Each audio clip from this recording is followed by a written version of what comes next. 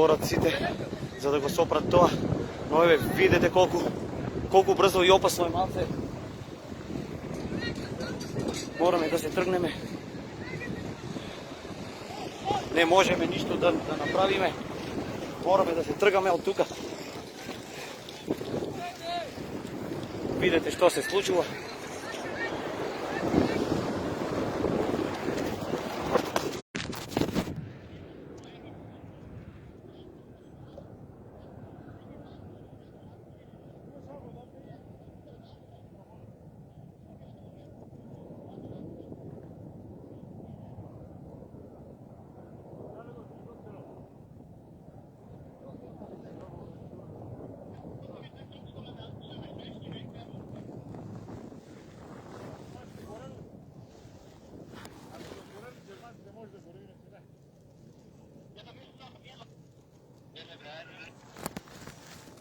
Macedonia.